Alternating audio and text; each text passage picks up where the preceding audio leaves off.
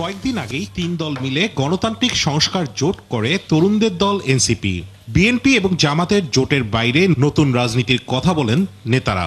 আমরা এই দলগুলো ঐক্যবদ্ধ হয়েছি, নির্বাচনেও আমরা একসাথে অংশগ্রহণ করব। সেই রাস্তা থেকে এবার ইউটার্ন নিচ্ছে এনসিপি।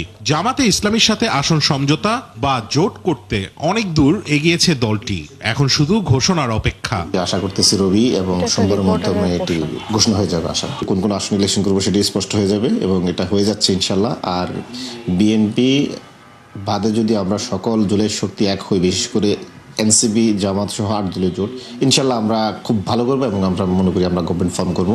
বিষয়টি শুধু রাজনীতিতেই নয়, এনসিপির অভ্যন্তরেও চলছে জোর আলোচনা।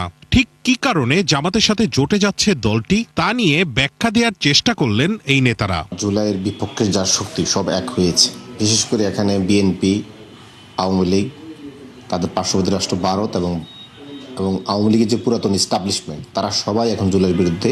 এতগুলো জুলাই বিরোধী শক্তিকে আমরা মোকাবেলা করার জন্য আমাদেরকেও আরও অনেক মিত্রর প্রয়োজন। 23 তারিখে দলীয়ভাবে একটা আলাপ আলোচনা হয়েছে জামাত ইসলাম বাংলাদেশের সাথে। এর পরবর্তীতে আমাদের ইন্টারনাল ফোরামেও এটা নিয়ে আলাপ আলোচনা হচ্ছে। আমাদের একটা এক্সিকিউটিভ মিটিং হয়েছে এবং এখনও এই বিষয়গুলো নিয়ে সিদ্ধান্তর প্রক্রিয়া চলমান। যখন জামাতের সাথে ইসলামী ঘরানার দলগুলো মিলে যুগপৎ আন্দোলন শুরু হয়, তখন সেখানে থাকার কথা ছিল এনসিপিরও। একটু দূরত্ব রাখলেও ওই কর্মসূচিগুলো নিবিড়ভাবে পর্যবেক্ষণ করেছে এনসিপি। এখানে নতুন নতুন আরো শক্তির সংযোজন হচ্ছে। জামাতের এক নেতা স্বীকার করলেন জোটবদ্ধ হওয়ার আলোচনা অনেক দূর এগিয়েছে। বৈঠক তো সবার সাথে হয়েছে, আরো অনেক এনসিপি আছে, আরো দল আছে, সবার সাথে বৈঠক হয়েছে, আলোচনা হচ্ছে।